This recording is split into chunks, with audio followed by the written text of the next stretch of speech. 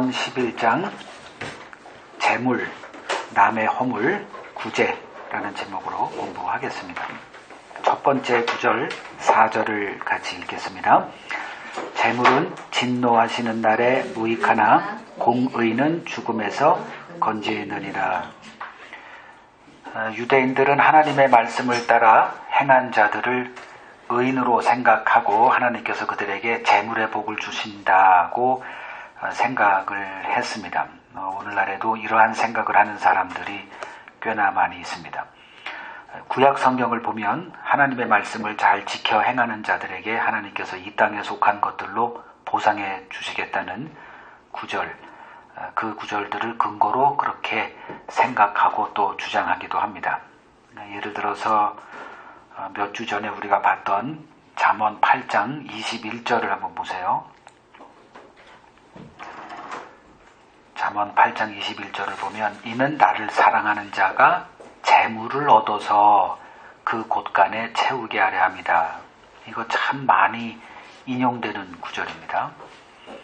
그리고 신명기 28장 1절에서 5절만 보더라도 하나님께서 내 말씀을 삼가 잘 지켜 행하는 자들에게 약속한 복이 다 이 땅의 복들이에요. 그래서 그 성경 구절을 근거로 해서 오늘날도 하나님 말씀 잘 지켜 행하면 이 땅에서 재물을 복으로 주신다. 그 대표적인 예가 이제 조윤기 목사님 같은 경우죠. 그분 설교에 그런 것이 빠질 수가 없죠. 그래서 오중복음 해서 형통의 복을 아예 그냥 교리에다가 이렇게 올려놓고 주장하기도 합니다. 그럼 사람들의 관심이 어디에 있을까? 설명하지 않아도 다 이해할 수 있으리라 생각합니다. 그러나 구약의 그 율법은 무엇을 상징하는 것인가? 그걸 조금만 이해하면 그러한 말에 이렇게 미혹될 이유가 하나도 없습니다. 히브리서 10장 1절을 보세요. 히브리서 10장 1절. 그 율법이라고 할 때 구약 성경을 총칭하는 그 의미로 율법 이렇게 얘기할 때가 참 많아요. 그래서 단순히 그 율법 규례, 지켜 행하라, 행해라, 행하지 말라, 그거를 나타내는 10계명 예를 들면 그러한 율법을 얘기하는 건지 아니면 구약 성경 전체를 얘기하는 건지는 분별하셔서 이렇게 읽으셔야 돼요. 히브리서 10장 1절 율법은 장차 올 좋은 일의 그림자일 뿐이요 참 형상이 아니므로 이렇게 얘기를 하죠. 장차 올 좋은 일의 그림자다. 그러니까 그림자는 그림자일 뿐이고 실체는 없죠. 그러니까 그림자를 통해서 뭔가를 가리키는, 예를 들면 손가락이죠. 견월망지라고 하죠. 그러니까 달을 가리키기 위해서 손가락을 이렇게 저 달을 봐라 했는데 계속 손가락만 보는 거예요. 그러니까 이런 일들이 굉장히 이제 이렇게 많이 벌어지었죠. 지금까지도 이제 그 손가락만 보고, 즉 하나님의 말씀을 지키고 있다. 근데 그게 손가락은 가르치는 거지. 그럼 가르치는 그 어떤, 근데 그게 너무 멀리 있어요. 그걸 못 보는 사람은 손가락만 보고 봐라. 착하게 살라 그랬잖아. 뭐 하라 그랬잖아. 이제 그걸 얘기를 해요. 그러니까 성경을 이해 못하는 사람들은 이 손가락을 보는 사람이 정통으로 생각이 되어져요. 11조 하라 그랬잖아. 또 여러 가지들을 이렇게 대면서 이렇게 해요. 그게 다 앞으로 장차 등장할 좋은 것의 그림자라는 거, 형상일 뿐이라는 거, 이거를 이해하시는 분들은 이제 좀 더 이제 이렇게 경계를 하죠. 이 해석이 올바른 건가? 이제 이렇게 한 단계 더 나아가서 주님이 의도하신 것을 이제 찾아내는 작업을 해야만 하는데, 그래서 우리는 그 그림자가 아닌 그림자의 실체로 오신 그리스도를 이제 바라봐야 되는 거죠.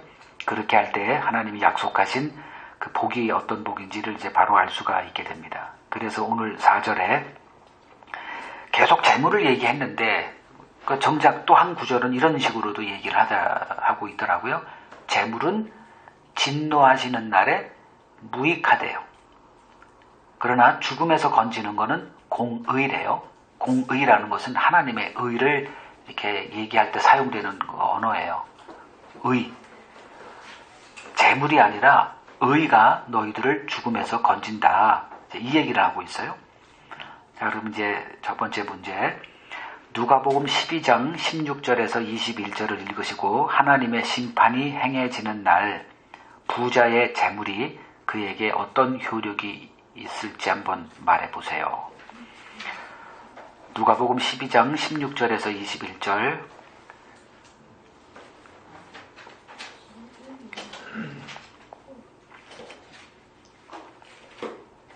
그토록 유대인들이 추구했던 그 재물, 그 재물이 과연 하나님의 심판이 행해지는 날, 나는 이렇게 의로운 삶을 살아서 하나님께 이 재물을 얻었습니다. 이게 통할까? 그 질문이거든요. 누가복음 12장 16절에서 21절 같이 읽습니다. 또 비유로 그들에게 말하여 이르시되 한 부자가 그 밭에 소출이 풍성함에 심중에 생각하여 이르되 내가 곡식 쌓아둘 곳이 없으니 어찌할까 하고 또 이르되 내가 이렇게 하리라. 내 곡간을 헐고 더 크게 짓고 내 모든 곡식과 물건을 거기 쌓아두리라. 또 내가 내 영혼에게 이르되 영혼아 여러 해 쓸 물건을 많이 쌓아두었으니 평안히 쉬고 먹고 마시고 즐거워하자 하리라 하되 하나님은 이르시되 어리석은 자여 오늘 밤에 내 영혼을 도로 찾으리니 그러면 내 준비한 것이 누구의 것이 되겠느냐 하셨으니 자기를 위하여 재물을 쌓아두고 하나님께 대하여 부여하지 못한 자가 이와 같으니라. 자, 이 비유를 보시면 요 비유 이전에 벌어졌던 그것도 여러분 한번 시간 되시면 한번 읽어보세요. 왜 이 비유를 예수님이 꺼내셔야 했는가? 그러니까 예수님이 이 땅에 오신 목적을 이 땅의 현실에서 잘 되는 것을 이렇게 좀 이루어 주시는 메시아로 생각해서 주님에게 찾아와서 뭘 요구했던 사람에게 그걸 반박하면서 한 얘기가 이제 이 비유예요. 자, 이 비유에 등장하는 어떤 한 부자가 있습니다. 잘못한 게 있을까요? 없을까요? 세상 사람들의 관점으로 볼 때. 뭐 도둑질해서 부자가 된 게 아니에요. 어쩌다가 로또가 맞아가지고 부자 된 것도 아니고요. 참 성실하게 자기 일, 자기 처신 잘하고 게으르면 돈 못 버니까 부지런하게 살았어요. 남이 잘 때 깨서 열심히 성실하게 일했고 정직하게. 그래서 잘 돼요. 뭐 뿌린 만큼 거둬요. 그래서 이제 잘 되니까 또 다른 곳에 이렇게 살아가죠. 이러한 삶을 위해서 교회도 다니고요, 사람들이. 근데 문제는 뭐냐 하면 이제 하나님의 일을 이 사람이 보고 있더냐가 이제 문제예요. 그래서 나름대로 이제 인생 계획을 다 세우고 누가 봐도 좋은 남편감이죠. 남편 잘못 얻으면 아내가 힘들잖아요. 근데 이 사람은 아내를 힘들게 할 사람은 아닌 것 같아요. 뭐 자녀들도 미래에 뭘 한다 그러면 다 자금도 대줄 사람 같고 뭐 표상이죠. 근데 하나님께는 전혀 그게 통하지가 않았어요. 그래서 우리가 성경에서 말세에 너희가 재물을 쌓았도다 라고 하는 이 야고보서에서 있는 그 탄식 우리가 잊으면 안 됩니다. 지금 말세라는 것은 주님이 오신 이후부터 이제 그 종말의 날 때까지를 성경은 이제 말세라고 하는데 주님이 등장하심으로 이 세상이 어둠에 있고 하나님의 심판에 놓여 있다는 것이 드러나는 그 순간에 이제 말세가 된 거예요. 하나님의 심판이 드러나는 것을 이제 말세라 이렇게 얘기하죠. 그 십자가를 통해서 이 세상의 의가 통하지 않는구나. 그러니까 이제 십자가를 통해서 선포가 된 거죠. 그때부터 이제 말세인데 십자가를 아는 자가 이 땅에서 재물을 쌓았다? 그 교회를 향해서 하는 얘기거든요. 십자가를 알고 있다라고 하는, 즉 복음을 알고 있다는 너희가 재물을 쌓고 있니? 거기에 대해서 이제 막 질타를 하고 이제 그 내용을 우리가 살펴본 거죠. 우리는 그 그리스도 안에서 이제 빛이 주어졌는데 그 빛 안에서 더 좋은 게 있다는 것을 이제 본 거죠. 더 좋은 것을 본 거예요. 그게 압도돼서 이 땅의 좋은 것에 이렇게 미혹되지 않는 이 능력이 주어진 자들인데, 지금 이 비유에 등장하는 이 부자 문제가 무엇이었느냐? 뭐 다른 문제 없죠. 이 세상 사람들의 관점에서 뭐가 문제야 찾을 수가 없어요. 근데 하나님이 개입되니까 문제가 드러나는 거예요. 복음의 빛이 딱 드러나는 순간에 이 사람의 문제가 확 드러나요. 여러분들 질병 걸려본 분들 있을 거예요. 어떤 뭐 MRI를 찍을 때만 드러나는 질병이 있어요. 그 전에는 누가 얘기해도 씨도 안 맥혀요. 근데 이제 정밀 검사를 받아봤을 때 이런 게 있었네 이렇게 드러나는 것처럼 하나님의 복음의 빛이 딱 들어가는 순간에 우리들의 문제점, 전혀 이상 없었던 사람들이 다 문제가 드러나요. 지금 이 사람이 바로 그거거든요. 무엇이 문제였느냐? 좋은 것을 보지 못하고 있어요. 그에게는 이 땅이 다예요. 이 땅이 전부예요. 다른 얘기 할 게 없어요. 근데 그게 이 세상 사람들에게는 뭐가 문제가 되나요? 오히려 그걸 본 사람들이 문제가 되죠. 저도 그냥 일반 직장생활 뭐 했던 사람인데 그 빛이 들어와고 나서 지금 이렇게 그냥 가만히 있었으면, 그때 빛이 안 비춰졌으면, 늘 그 생각이 이렇게 떠올라요. 저도. 그러면 편하게 뭐 월 얼마씩 받고 뭐 직장생활 했겠지. 해외 지점점 가서 뭐 제 친구들 가서 볼 때마다 이렇게 외국 가서 몇몇을 받는지도 몰라요. 뭐 그런 것들을 생각하면 전혀 문제가 없는데 이 복음의 빛 안에서는 문제가 돼요. 그래서 이 사람도 그 문제가 걸려버린 거예요. 그러니까 이 땅의 모든 것들을 이제 누릴 수 있는 삶을 추구한 거예요. 그것이 재물을 이제 쌓아두고자 하는 것들이죠. 그래서 인간이 어떤 존재냐? 내가 어떤 거에 마음을 빼앗기면 다른 게 안 들어와요. 그래서 미혹당하지 말라고 하는 거거든요. 근데 돈에 궁색한 사람들이 있어요. 그러면 그 사람들은 돈에 이렇게 계속 마음이 뺏겨요. 그거 뭐 저희 가족도 그러고 저도 뭐 그럴 때가 많죠. 이게 그 한번 염려가 딱 되면 다른 것에 이렇게 마음이 이게 축 지수가 떨어지고 거기에 마음이 확 쏠려가지고 이게 인간의 본질이 그래요. 그래서 미혹당하지 말라고 하는 거죠. 그러면 문제가 뭐냐면 복음이 안 들어와요. 복음은 이 땅의 현실에 잘 되는 것에 대해서 얘기하지 않고 있기 때문에 와 닿지도 않아요. 그래서 하나님께서 그 복음을 알아들을 수 있도록 성령 보내주시고 그 안에서 믿음으로 이렇게 하나님을 일을 보고 거기서 즐거워하는, 그러면 되죠. 근데 이제 그 일이 압도되느냐 아니면 다른 것에 이렇게 압도가 되느냐에 따라서 뭐 신앙생활의 색깔이 확실하게 이렇게 되어지는 것 같습니다. 두 번째 질문입니다. 그렇다면 종말의 날, 종말이라는 것은 이제 조금 이따 보겠지만 종말의 날에 우리에게 필요한 것은 딱 하나입니다. 무엇일까요?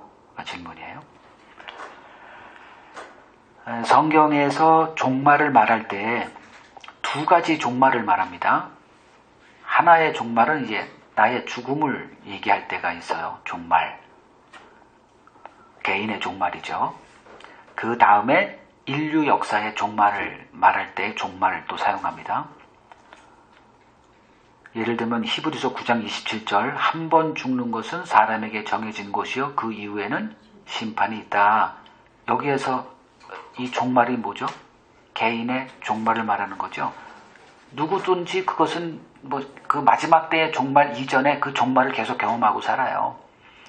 그 죽음 이전에 이제 우리가 어떤 삶을 우리가 살아야 되느냐를 지금 배우고 있는 거고요. 인류 역사의 종말이 있습니다. 예를 들면 마태복음 24장을 보세요. 몇 구절만 보죠. 인류 역사의 종말에 대해서 예수님이 계속 반복해서 말씀을 하셨어요. 마태복음 24장 3절을 보시면 주의 임하심과 세상 끝에는 무슨 징조가 있사오리까? 제자들이 예수님에게 물어본 거예요. 이거는 이제 인류 역사의 종말을 말하죠. 6절을 가보세요. 땡땡땡땡 뭐 얘기한 다음에 이런 일이 있어야 하되 아직 끝은 아니야. 이 끝이 그 인류 역사의 종말을 말하죠. 14절로 가보세요. 이 천국 복음이 모든 민족에게 증언되기 위하여 온 세상에 전파되리니 그제야 끝이 오리라. 그러니까 개인의 종말이 있고 인류 역사의 종말이 있다는 겁니다. 그러면 인류 역사가 끝나는 날에 개인의 종말들이 다 거기까지 같이 갔다가 그 마지막 날에 계시록을 보면 죽은 자들을 다시 살려내서 심판대 앞에 세운다 그러잖아요. 그때 모든 이 땅에 태어난 인간들이 다 하나님 앞에 심판대 앞에 서게 될 거예요. 그때 무슨 일이 벌어질 거냐? 심판이라는 거죠. 그 심판을 이제 우리들이 이해하기 쉽게 하면 갈라놓는 거죠. 이렇게 그러니까 양과 염소 가르듯이 이렇게 갈라지는 구분하는 최종 그게 있는 거죠. 이 땅에서는 뭐 우리가 이해하는 거로는 이제 교회 다니느냐 안 다니느냐. 근데 교회 내에 다른 복음이 있고 가라지가 있기 때문에 그거로 또 안전할 수는 없고요. 그 하나님의 심판이 행해질 때 그때 우리에게 딱 한 가지만 있으면 돼요. 그게 무엇이더냐 이거죠. 그게 그 심판에서 피할 피난처를 갖고 있는 자가 있고 그게 없는 자가 있어요. 그게 이제 구약에 한번 홍수 심판 때 벌어졌죠. 홍수가 임하는 날 두 부류로 딱 갈라집니다. 방주 안에 있는 자와 방주 밖에 있는 자. 그러면 그게 그날에 벌어진 게 아니죠. 그 이전에 방주로 들어와라 라는 이 노아의 외침이 있었어요. 그때 방주 안에 있는 자가 있어요. 방주가 세워지기도 전에도. 그러니까 지금 우리는 이미 종말을 경험하고 있는 거예요. 내가 예수를 믿었다는 거는 그 종말에 벌어질 심판을 이미 통과한 자로 지금 있는 자들이 교회라는 거예요. 예수를 믿는 순간에 어떤 일이 벌어졌죠? 예수 믿는다 이 소리는 예수를 내가 믿는 순간에 이미 십자가 심판에 내가 참여한 자가 됐다 이 소리예요. 그래서 누구든지 그리스도 예수 안에 있는 자에게는 정죄함이 없다. 그 예수님이 선포했듯이 포로된 자에게 자유를 이 약속을 주님이 이제 실현하신 거죠. 그래서 이걸 이제 마지막 때 내가 그 하나님의 심판에서 피할 자냐 아니냐를 우리가 가장 구체적으로 이렇게 이해하기 쉬운 구절이 뭐냐면 마태복음 7장 25절이에요. 마태복음 7장 25절 비가 내리고 창수가 나고 바람이 불어 그 집에 부딪히되 무너지지 않는다. 여기서 바람, 비, 창수라는 것은 쓰나미를 얘기합니다. 창수라는 단어를 우리가 안 쓰기 때문에 큰 어떤 뭐 파도 같은 어떤 세력, 뭐 쓰나미라고 생각하시면 가장 좋죠. 그 비가 많이 오면 다 죽어요. 또 쓰나미로 다 죽고요. 바람 쐬면 다 죽습니다. 이게 하나님의 심판을 상징할 때 쓰는 단어들이 비, 뭐 바람 이런 것들이거든요. 그러니까 하나님의 심판 앞에서 무너지지 않는 집이 있대요. 그 집이 뭐냐? 반석 위에 집을 세운 자. 그러니까 반석 위에 서 있는 사람. 성경에서 말하는 반석은 예수 그리스도 한 분이죠. 그분이 하신 일을 의지해서 뭐 이걸 다른 말로 하면 그리스도의 의를 내가 옷을 입었다. 다 그런 똑같은 말들인데 요런저런 표현을 좀 달리하는 거고요. 그러니까 내 의를 다 포기하는 거예요. 내가 누군지를 아는 자들이에요. 이게 하나님이 하시는 일입니다. 누가 예수를 믿느냐? 누가 예수님이 주시러 오시는 그 자유를 혜택을 입을 자냐?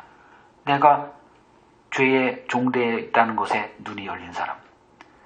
예를 들면 구약에서는 내가 나병 환자라는 게 드러났어요. 그러면 입니스를 가리고 나는 부정하다. 그리고 격리돼서 그 고통 속에 사는 사람들. 이 사람들이 천국 백성들이에요. 유대인들은 될 수 있으면 그런 것으로부터 해방돼서 좀 의인돼서 이렇게 하려고 하지만 그들은 죄다 하나님의 구원에서 탈락했고 그 나병 환자 지명됐던 사람. 그래서 예수님 때 그 사람들이 다 그 믿음의 사람들로 다 이렇게 드러난 거예요.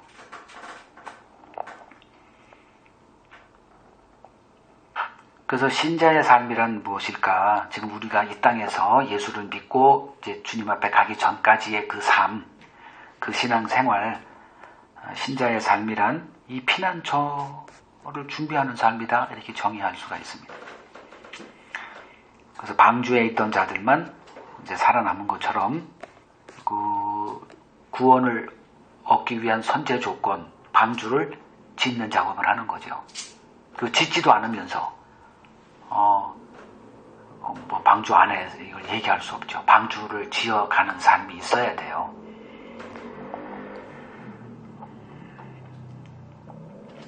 두 번째 갑니다. 그러니까 진노의 날에 재물은 무익하다. 이걸 가슴에 한번 새기자는 거고요. 13절을 봅니다. 1절 두루 다니며 한담하는 자는 남의 비밀을 누설하나 마음이 신실한 자는 그런 것을 숨기느니라. 자, 두루 다니며, 돌아다니면서 한담한다. 이게 한가롭게 얘기 나누는 거예요. 시간이 많은 사람들 이런 거 하죠. 그 사람들이 하는 일이 뭐냐? 제일 재밌는 일을 골라서 하죠. 그게 뭐냐? 남의 이야기를 하는 겁니다. 이걸 뒷담한다 그러죠. 그러니까 남의 흉보는 거 꿀맛이죠. 그 스트레스도 많고 대부분 흉보는 건 그 사람을 좋아하는데 흉볼 사람은 없죠. 그러니까 나한테 이렇게 기분 나쁘게 하거나 상처를 줬거나 손해를 준 어떤 사람 기분 나쁘게 한다거나 그 사람들을 모였을 때 그냥 막 흉보고 뭐 이런 것들, 그걸 이제 흉보는 거는 다른 거 없어요. 그 사람의 그 숨겨진 어떤 것들을 이렇게 들춰내는 거죠. 그것을 남의 비밀을 누설한다, 이렇게. 근데 마음이 신실한 자가 있어요? 그런 거를 얘기를 안 해요. 그러니까 이 땅에서도 이렇게 남의 거를 막 이렇게 얘기하기 좋아하는 사람이 있고, 또 어떤 사람은 그걸 별로 좋아하질 않아요. 뭐 그런 사람을 지금 얘기하는 게 아닙니다. 여기서는 왜 그렇게 됐느냐를 지금 우리가 추적해 보는 거예요. 자, 창세기 9장 20절에서 27절을 보시고 함의 행동, 그리고 그 결과, 그리고 셈과 야벳의 행동, 그리고 그 결과는 어땠는지 한번 토의해 보시기 바랍니다. 이제 홍수 심판이 끝난 이후에요. 그것을 배경으로 이해하지 못하면 이거를 해석하는 게 불가능합니다. 그러니까 홍수 심판을 경험한 자들, 근데 살아남았어요. 뭘 경험한 자들이죠? 은혜를 경험한 자들이라는 전제 조건이 있은 후에 이 일이 벌어졌고 거기에 따라서 저주와 축복이 있었다는 거, 이거를 염두에 둬야 됩니다. 그 홍수 심판에서 이들이 살아남은 거는 뭐 때문에 살아남았어요? 하나님의 은혜죠. 그거를 이제 방주 안에 새겨다. 방주 안에 누가 들어가게 했죠? 자기들이 알았나요? 홍수가 있다는 걸 알지도 못했어요. 하나님이 찾아와서 이 세상을 내가 이렇게 싫어한다. 다 죽여버리겠다. 그러나 너희들에게는 내가 이런 은혜를 줄게. 방주 만들어. 이런 게 없었으면, 그러니까 이렇게 생각하는 거예요. 방주를 내가 만들었어. 생각하면 그건 은혜가 아니죠. 그거는 보상이에요. 구원은 보상이고 평생 내가 그걸 울고 먹고 사는 거죠. 내가 그때 이렇게 해서. 이렇게 신앙생활 하는 사람이 있고, 내가 보이는 게 다 내가 한 거예요. 근데 따지고 보면 성경은 어떤 책이라 그랬어요? 하나님의 일을 보여주는 책이라 그랬잖아요. 근데 그걸 보지 못하면 노아가 했네? 그러니까 유대교라고 하는 여러분들이 그 웹사이트에서 주데이즘을 한번 쳐보세요. 유대교. 그러면 거기 유대교의 한 그 웹사이트 거기에서 홈페이지에 아브라함에 대해서 하는 게 있어요. 유대교에 있는 사람들이 어떻게 성경을 볼까 한번 궁금해서 들어가 봤더니 아브라함이 어떤 사람이었던가를 성경에도 없는 얘기를 쭉 이렇게 해놨는데, 아브라함이 갈대아 우르에서 하나님께 선택받은 이유가 있었다. 그는 거기서 우상을 척결하는 자였다. 어디 그런 게 나와 있어요? 자기들이 그렇게 상상으로 만들어낸 거예요.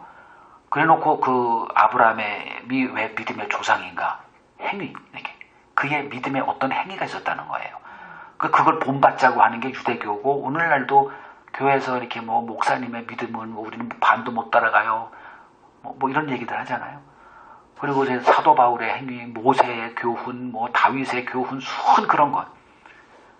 그래서 그 히브리서 11장에 나와 있는, 제가 거기 22번인가를 강해를 했어요. 히브리서 11장에. 뭐 사무엘, 뭐 누구 쏜 거, 그 한 사람 한 사람 다 이렇게 제가 강해 설교를 해놨어요. 그 책 여기 있어요. 히브리서. 여기다 갖다 놨어요. 보시려면 뭐 가서 보시고. 그 히브리서만 가지고 제가 23번인가를 해서 설교를 했어요. 거기에 있는 한 사람 한 사람의 그 업적들이 무엇이더냐? 다 하나님의 은혜 안에서 그냥 하나님이 뭔가를 가르치기 위해서 등장한 소품에 불과했다라는 거죠. 지금 여기서도 마찬가지죠. 그 은혜를 입었어요. 그리고 나서 그들이 은혜로 살아남았을 때 가장 먼저 한 일이 뭐죠? 제사를 했죠. 거기서 어떤 제사를 했어요? 정결한 짐승으로 제사를 드렸다 이렇게 돼 있어요. 그러니까 정결한 제사가 죽음으로 자기가 살았다는 것을 하는 게 제사잖아요. 그러니까 그것을 이제 알고 있다라는 전제 속에서 지금 이게 이렇게 나오는 거예요. 그러니까 함이 됐던 야벳이 됐던 셈이 됐던 하나님의 은혜를 아는 자라면 이제 어떤 삶을 살아야 되겠니가 주제예요. 이걸 해석할 때. 근데 그걸 빼놓고 이것만 보면 이제 햄의 행위가 나오죠. 이런 거 하지 마. 그러니까 저주받아. 이런 거. 뒷담하지 마. 이거는 세상에서 다 하는 얘기예요. 하나님의 일이 없죠. 거기 그런 해석에는. 근데 그 전제 조건을 제가 얘기를 드리는 거고요. 그 다음에 이제 함은 뭐 했느냐. 그 은혜를 겪고도 뭐 했어요? 은혜를 받지 못한 자처럼 행동한 거죠. 그게 뭐냐? 내가 은혜를 입었다면, 즉 은혜를 입었다는 게 뭐야? 내 허물이 가리워짐을 받은 거죠. 그게 예수의 피를 내가 믿는다 그 소리죠. 예수의 피로 내가 가림을 받았기 때문에 하나님의 심판과 상관이 없다는 자가 된 거죠. 그럼 함이 그걸 경험한 거예요. 방주 안의 세계를 경험했거든요. 근데 함은 어떤 사람이에요? 방주 내가 줬어. 이런 사람이겠죠. 내가 방주를 만드는데 한 80%의 공이 내가 다 있어. 이런 사람일 거예요. 보나마나 그래요. 함이 저주받은 이유는 뭐죠? 이거를 그 아버지의 부끄러운 거를 이걸 얘기했다가 아니에요. 은혜를 잊어버린 거죠. 그 은혜 안에 거했다면 이 셈과 야벳 같이 허물을 덮는 일, 이 일에 자동적으로 그게 자연스럽게 나왔을 거예요. 이게 예수 믿는 자의 공동체인 교회에서 우리가 보여야 될 모습이라는 거죠. 근데 우리는 오히려 더 의롭다라는 걸 하면서 의의 경쟁을 하죠. 나는 11조 이렇게 하고 있는데 교회가 이렇게 어려운데 쟤는 안 해. 뭐 이렇게 이런 것들 다 은혜를 잊어버린 모습들이에요. 교회는 어떤 곳인가? 교회를 주님께서 이렇게 세우시고 그 교회를 통해서 뭔가를 이렇게 가르치시고자 하는 게 있어요. 그게 뭐냐? 네가 은혜 안에 있는지 확인하라는 거예요. 서로 만나면서. 정말 교회에서 이렇게 보면 마음에 드는 사람 몇 없을 거예요. 왜? 우리 눈에는 다 허물만 보이거든요. 어떻게 저렇게 행동을 해? 아니 어떻게 저렇게 밥을 먹어? 무슨 그런 것들이에요. 그랬을 때 자꾸 각성을 하는 거죠. 내가 받은 은혜, 내가 가리움 받은 거는 그거에 비할 때가 되냐? 자꾸 모여서 그런 걸 하라는 거예요. 모여서 모일 때마다 은혜가 넘치는 게 뭐냐? 은혜 안에 있는 자는 은혜가 넘치게 돼 있고요. 은혜 없는 자는 다 세상 사람들하고 똑같은 모습만 보입니다. 마지막 구절을 봅니다. 24절에서 25절 읽겠습니다. 흩어 구제하여도 더욱 부하게 되는 일이 있나니 과도히 아껴도 가난하게 될 뿐이니라. 구제를 좋아하는 자는 풍족하여질 것이요 남을 윤택하게 하는 자는 자기도 윤택하여지리라. 자신의 재물을 남에게 나눠주며 사는 자, 그리고 자신의 재물을 자신만 위해서 쓰는 자가 대조돼서 설명이 되어지고 있습니다. 자, 이 구절을 보면서 이제 오늘날 기독교인들이 어떻게 이걸 해석하고 적용하는가, 구제를 무슨 비결로 생각을 해요. 그러니까 투자, 뭐 이렇게 주식 투자하듯이, 아, 남을 구제하면 하나님이 배나 갚아주겠구나라는 생각을 갖게 하는 거죠. 그게 은혜 안의 일일까요? 아니죠. 이것도 해석이 잘못된 거예요. 그러니까 구제를 열심히 하자 그러면 이제 보통 그 연예인 현이죠. 그 사람을 많이 초대해요. 그리고 그 사람이 어떻게 구제를 하느냐, 그래도 뭐 부족함이 없다더라, 뭐 이런 것들. 그래서 이렇게 그 사람의 간증을 한 3, 40분 듣고 사람들이 이제 구제 헌금을 또 이렇게 바구니 돌리면 배나 이렇게 나와요. 이게 그 동력이 되는 거죠.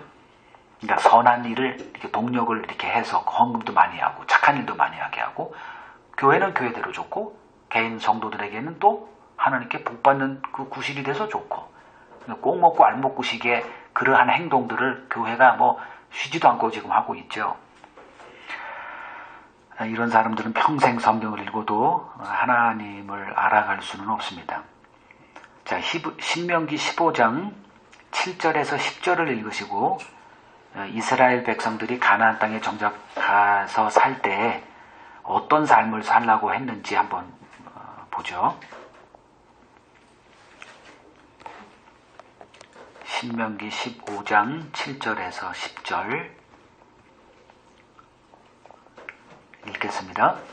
네 하나님 여호와께서 내게 주신 땅 어느 성읍에서든지 가난한 형제가 너와 함께 거주하거든 그 가난한 형제에게 네 마음을 완악하게 하지 말며 내 손을 움켜쥐지 말고 반드시 내 손을 그에게 펴서 그에게 필요한 대로 쓸 것을 넉넉히 꾸어주라. 삼가 너는 마음에 악한 생각을 품지 말라. 곧 이르기를 일곱째 해 면제년이 가까이 왔다 하고 내 궁핍한 형제를 악한 눈으로 바라보며 아무것도 주지 아니하면 그가 너를 여호와께 호소하리니 그것이 내게 죄가 되리라. 너는 반드시 그에게 줄 것이요 줄 때는 아끼는 마음을 품지 말 것이니라. 이로 말미암아 네 하나님 여호와께서 내가 하는 모든 일과 네 손이 닿는 모든 일에 내게 복을 주시리라.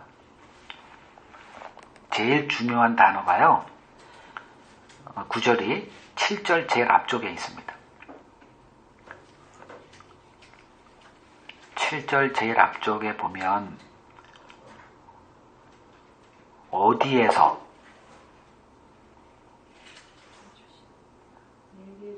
하나님이 내게 주신 땅에서라는 전제 조건입니다. 이게 없으면 누구든지 와서 이 설교 듣고 착하게 살면 되는구나, 구제하면 되는구나 이렇게 생각을 해요. 그러니까 하나님의 은혜의 터 위에서 하는 게 아니죠. 그건 그러니까 내가 너에게 줄 땅에 들어가서 너희들은 이렇게 살아, 이제 그게 아까 함과 똑같은 것들이에요. 그래서 우리들이 제일 중요하게 여겨야 되는 게 착하게 살라, 알겠습니다, 이게 아니라 착하게 살 수밖에 없는 그 능력이 있어야죠. 그 능력이 뭐냐? 은혜라는 거예요. 그래서 예수 안에 거하고 있느냐를 끊임없이 우리가 이렇게 찔러야 되는 거죠. 그 역할이 바로 목사고요. 그 설교가 얼마나 중요한지 잘 이제 분별하실 줄 알아야 돼요. 그러니까 아까도 얘기했지만 손가락을 설교하는 목사가 있어요. 손가락만 바라보고 성경에 착하게 살라고 하지 않았냐, 이런 게 손가락 설교입니다.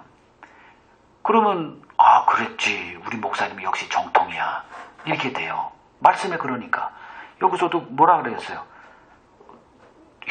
가난한 형제를 보면 네 재물 움켜쥐고 혼자 이렇게 할 생각 말고 내놔. 그러면 이제 당연히 그렇게 보이죠. 근데 그 앞에 뭐가 되어 있어요? 내가 너에게 주는 그 땅, 즉 은혜의 세계를 경험했다면 이게 구원 아닙니까? 가나안에 들어가는 게 자기들의 뭐 해서 구원 얻은 건 아니죠. 물론 행한 거는, 전쟁을 한 건 그들이었어요. 홍해를 건넌 것도 그들이었고요. 근데 다 하나님이 하셨잖아요. 연 것도 그렇고. 싸워서 어떻게 그 가나안 족속 그 평생 전쟁만 해서 그 땅을 얻고 있는 전투의 신이죠. 그 사람들은 삶이 전투한 사람들이에요. 지금 우리나라가 이제 미국 동맹하고 좀 이렇게 느슨해졌다 그러잖아요. 그래서 연합 이 군사 훈련하는 것들이 몇 개 떨어져 나가고 하다 보니까 이제 염려가 되는 거예요. 훈련하지 않은 군인들은 쉬고 그냥 말로만 생각으로만 이게 되는 게 아니거든요. 전쟁을 해본 사람이 전쟁을 해요. 싹 죽여본 사람이 살인 총도 쏘고요. 아무리 정예병도 안 쏴본 사람은 떨어가지고 못 쏜대잖아요.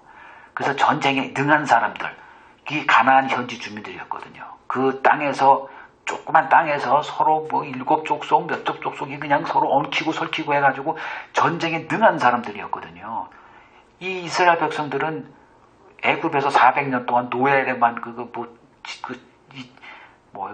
벽돌 짓는 거밖에 안 했어요. 그리고 광야에서 40년 동안 주어지는 만나만 주워 먹고 살았던 사람들이에요. 무슨 전쟁을 합니까? 근데 그냥 가래요. 나만 믿고. 그러니까 못 간다고 하다가 그냥 그렇게 됐고. 근데 가서 들어가 보니까 진짜 하나님이 여호수아한테 약속한 것처럼 뭐 이제 다음 주부터 보겠지만 뭐 그렇게 해서 하나님이 다 주신 승리였었거든요. 이길 수 없는 전쟁이었다는 것을 알았더라면 그 은혜 안에서 하나님의 말씀을 따라 살 수 있는 그 믿음이 주어졌다는 거죠. 근데 그렇지도 않았죠. 자기들이 했으니까. 근데 자기들이 힘이 없을 때 강대국과 이건 안 돼. 하나님의 말씀이 하나도 와닿지 않는 거죠. 지금 여기도 마찬가지죠. 너희들이 내 은혜를 경험했다면 거저주는 은혜로 죄악의 그 정죄, 저주에서 건짐받은 그 은혜 안에 있다면 이렇게 살아. 이 소리입니다.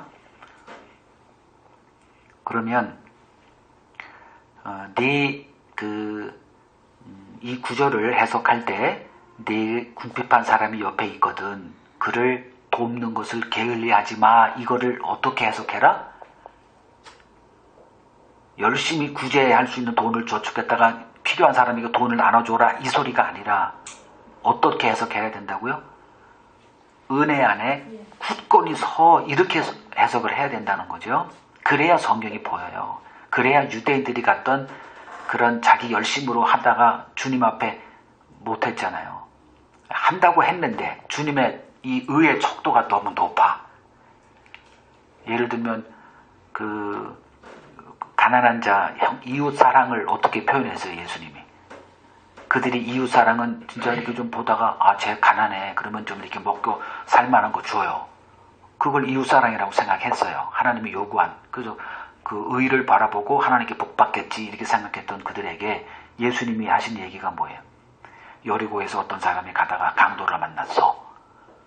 그때 강도 만나가지고 두들겨 맞고 거의 반죽음 돼가지고 쓰러져 있는 어떤 사람을 바리새인이 보고 지나가. 레위인이 보고 지나가. 근데 사마리아인이 보고 불쌍히 여겨서 그를 했는데 그를 도와줬는데 어떻게 도와줘요? 내가 당한 것처럼 내가 그 사람의 입장이 돼서 그 사람을 돕더라. 거기 바쁘죠. 자기 일이. 근데 그걸 다 포기하고 그 사람을 여인수까지 데려가서 다 한 다음에 자기 일이 있으니까 그 모든 들어가는 비용 와서 갚아줄게. 이렇게 하는 사람이 얼마나 됩니까? 이게 이웃 사랑이다 그랬더니 이웃이 누굽니까? 할 때 주님이 말씀하신 그거예요. 그렇게 할 수 있냐? 이거죠.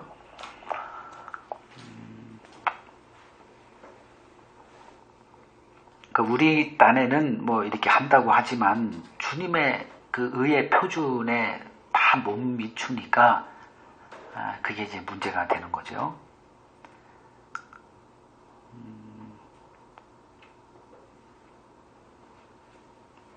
그러니까 하나님께서 이스라엘 백성들을 약속의 땅에 들어가게 하신 후에 이제 요구하는 수많은 율법들이 있습니다. 그 율법이 다 이런 것들이에요.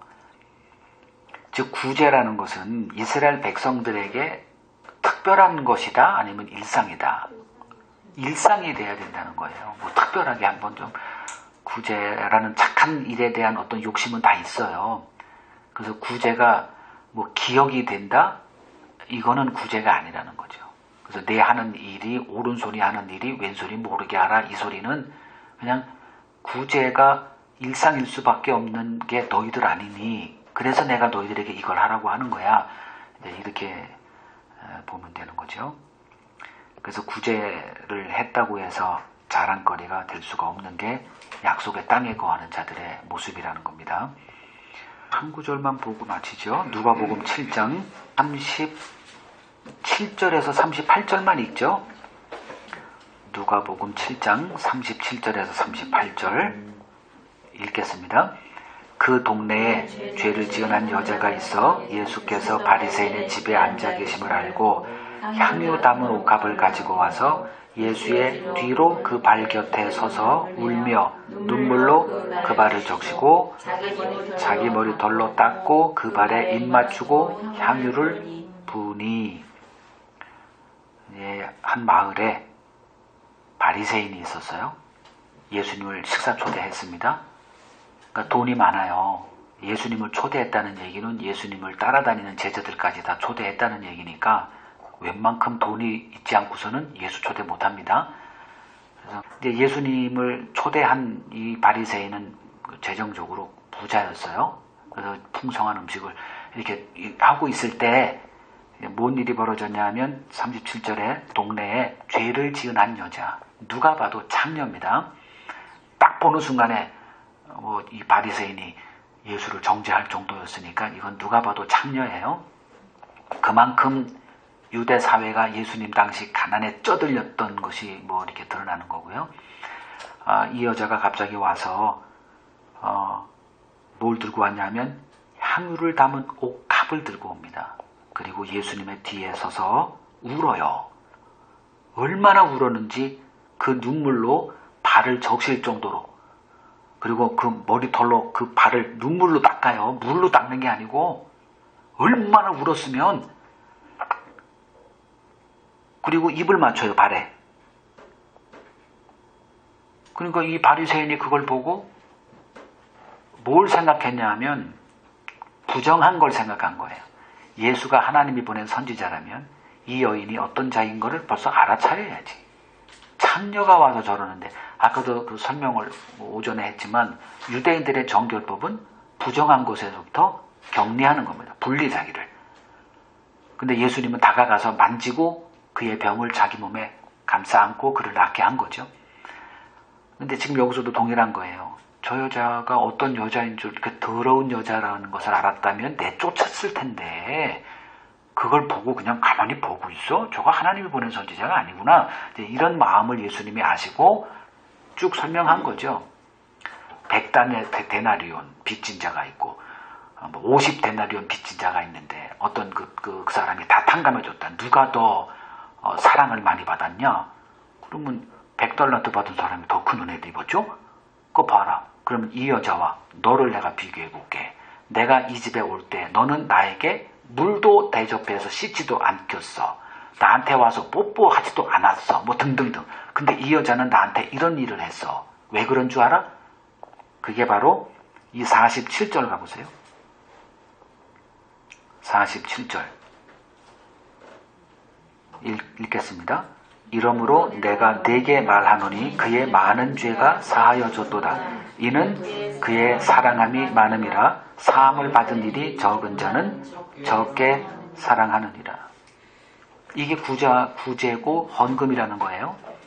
그래서 많이 낸 사람은 많이 받느니라, 이런 구절이 있잖아요. 고린도후서 거기에 헌금에 관한 거. 그 구절들이 다 이런 것들이에요. 자, 이 여인의 눈물을 이해하는 사람이 신자예요.